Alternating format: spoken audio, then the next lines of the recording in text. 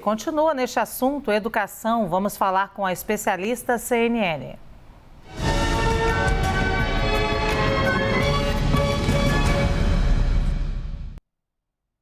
Pelo menos 20 estados e o Distrito Federal voltam às aulas presencialmente de forma obrigatória neste começo de ano letivo.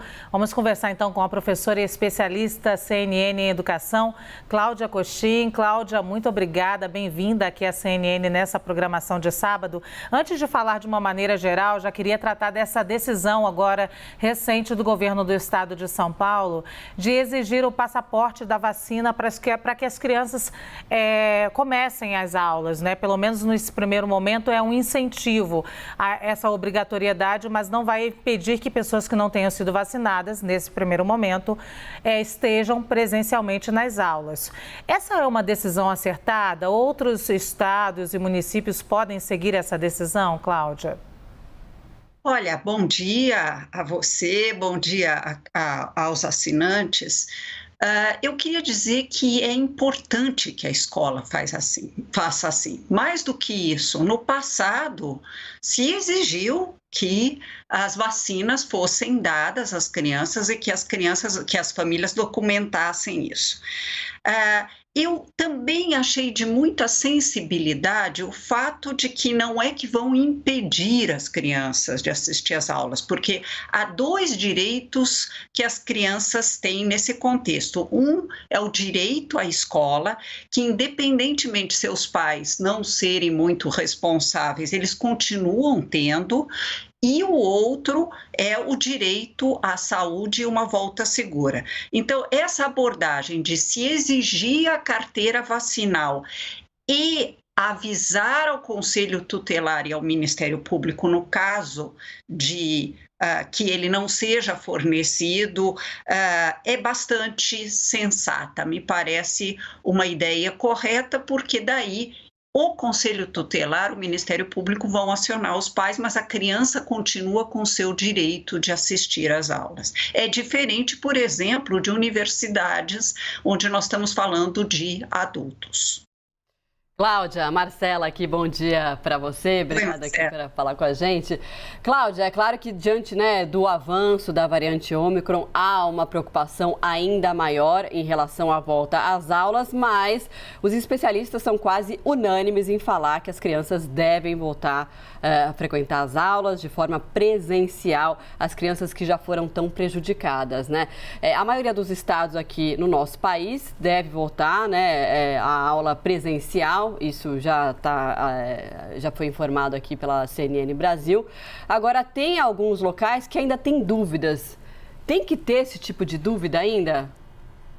Olha, Marcela, é importante falar que não deveria existir dúvidas mais, porque nós não estamos na mesma situação que em 2021 ou segundo semestre de 2020.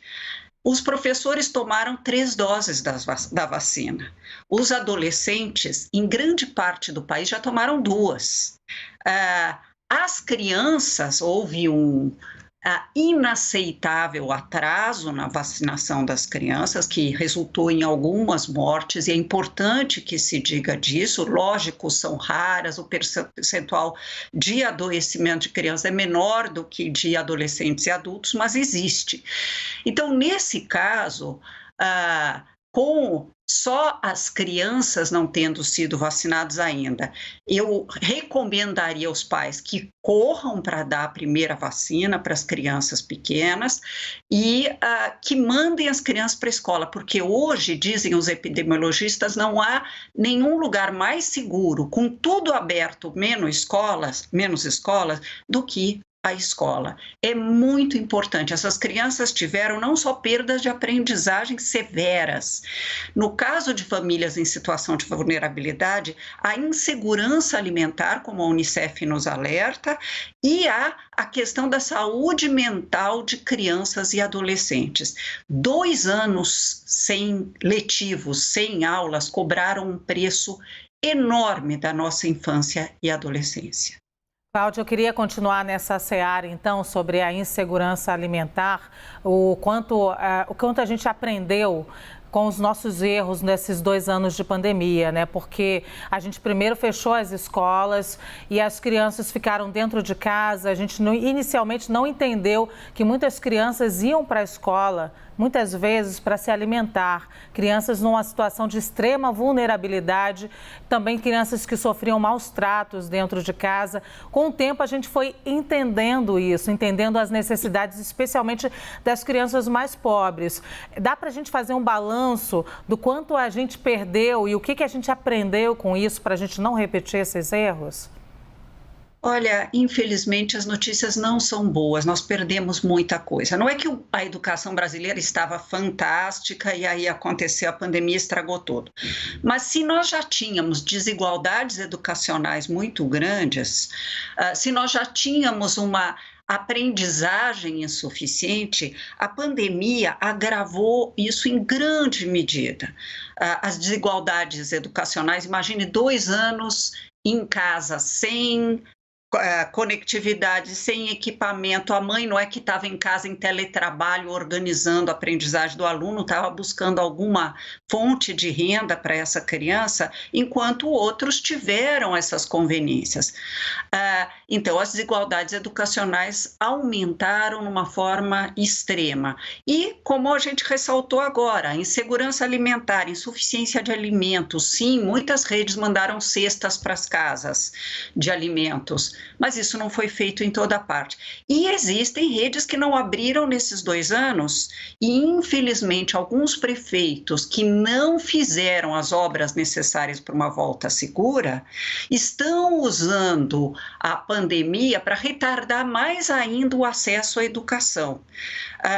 Educação deveria ser um direito sagrado da criança. A gente está construindo uma geração que vai viver na tal chamada nova economia, em que competências cognitivas e socioemocionais vão ser fundamentais para a vida em sociedade e acesso ao mundo do trabalho. Nós erramos muito, você tem toda a razão, e isso não pode se repetir. A gente tem que aprender com os nossos erros. Cláudia, ainda falando, né, sobre esse ensino que foi prejudicado, principalmente as crianças mais vulneráveis, é brutal, né, a gente imaginar o quanto elas foram prejudicadas. E crianças também das escolas particulares, que têm acesso a mais recursos, de certa forma também foram. Há como recuperar ou amenizar esses prejuízos? Isso já não teria que estar sendo feito? Olha, temos também boas notícias no meio de tanto sofrimento, porque sim, muitas redes estaduais e várias municipais fizeram até nas férias um sistema de colônia de férias combinada com recuperação de aprendizagem. Muitos estão se organizando para expandir a jornada escolar e ter acesso à recuperação de aprendizagem. É importante dizer que as crianças em idade de alfabetização foram as mais penalizadas, inclusive crianças de escolas particulares, porque alfabetizar por plataformas digitais ou cadernos pedagógicos crianças de 6 anos não funciona muito bem. Então, vai ser muito importante retomar a alfabetização. A sorte é que essas crianças são pequenas, ainda vão ficar muitos anos na escola. Mas os alunos do ensino médio, houve um abandono escolar grande, uma retomada de trabalho infantil e adolescente em condições precarizadas em vez de estudo. Então, e tem vários deles que já anunciaram que não pretendem voltar a estudar, ou seja, nós estamos numa situação muito crítica, e a última coisa que a gente deve fazer é varrer esse problema para debaixo do tapete. Vamos olhar para isso, criar um sistema potente de recuperação das aprendizagens. Cláudia, ainda durante a pandemia a gente discutiu as nossas desigualdades regionais também, quando a gente discutia o Fundeb, né, o Fundo da Educação Básica. E aí eu queria te entender, diante da tua fala agora, falando de algumas cidades que fecharam, prefeitos que sequer conseguem reabrir a escola adaptada agora aos novos tempos, aos protocolos sanitários, qual é o fosso das nossas desigualdades regionais? Aumentou esse fosso? A gente está vendo aqui em São Paulo, por exemplo, exemplo, desde um primeiro momento, a capital mais rica do país, desde um primeiro momento tem todo um aparato para trabalhar a educação. Isso a gente não viu, é claro, e não consegue ver numa cidade pequena, um prefeito com poucos recursos. O nosso fosso de desigualdade regional aumentou? Quanto, Cláudia? Olha, aumentou tanto a desigualdade dentro de cada cidade, ou a desigualdade de renda e, portanto, educacional também, quanto a desigualdade entre regiões. Alguns estados, simplesmente o Acre, por exemplo, nem estabeleceu data para reabrir as escolas. Eles têm desafios adicionais, sem dúvida, existem problemas. O Rio Grande do Norte, vários municípios não falam em reabrir, e é isso. Há uma mistura de insuficiência de recursos, não tão grande quanto a gente imagina, mas existe, com um sistema político clientelista que não dá importância a políticas públicas, e em especial a política que constrói as outras, que é a política educacional. Então, prefeitos de Goiás, por exemplo, alguns deles estavam falando, nós temos que economizar, aproveitar essa situação, e falando publicamente, inclusive em entrevistas a jornais, temos que economizar dinheiro, podemos aproveitar essa questão para economizar dinheiro. Economizar dinheiro destruindo o futuro de crianças, com certeza esse não é um bom caminho.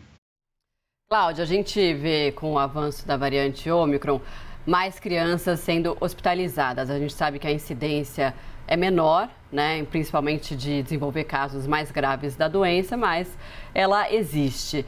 Diante desse fato e que a gente começou a vacinação em crianças de uma forma mais tardia do que o desejável, como que os pais têm que lidar com essa insegurança? O risco-benefício vale a pena para a criança? Olha, vamos lembrar que os pais estão todos na rua, né? Quer dizer, a retomada do trabalho presencial já aconteceu, os pais foram às praias, para a gente falar dos alunos de escolas particulares, por exemplo, houve as festas de fim de ano, que foram as principais responsáveis pela aceleração, de acordo com o que me disseram os epidemiologistas. Eu não sou da área, então eu tenho que me basear no que eles me dizem. Então, o que os pais podem e devem fazer é, em primeiro lugar, introduzir hábitos de proteção para a criança. Porque se a criança vê que o pai não usa máscara, que o pai se aglomera, ele vai dar atenção a isso na escola. É importante que os pais que não tomam cuidado tenham consciência que criança reproduz o que ela vê em casa. Então, lógico que a escola pode e deve exigir protocolos e criação de hábitos e até fazer com que as crianças sejam vetores de contaminação positiva, ou seja, da introdução de hábitos saudáveis em casa. Mas primeiro é isso. Segundo, lembrar que a saúde mental do seu filho e a construção do futuro dele passa por ele ter acesso à escola. Até hoje a humanidade não inventou nada melhor do que a escola para que as crianças cresçam e se desenvolvam de forma saudável. E a outra questão importante é conversar com o filho sobre o que está sendo a vivência da família, que cuidados ele precisa tomar adicionalmente na escola. Não vai ser fácil, nós temos que ter, por um lado, coragem, por outro lado, responsabilidade, vacinar as crianças, mandá-las para a escola, assegurar que elas construam um futuro. Ótima frase, então, para a gente encerrar aqui essa conversa. Cláudia, conversamos com a professora e especialista da CNN, Cláudia Cochin. Muito obrigada, Cláudia. Muito obrigada e um bom fim de semana para todos.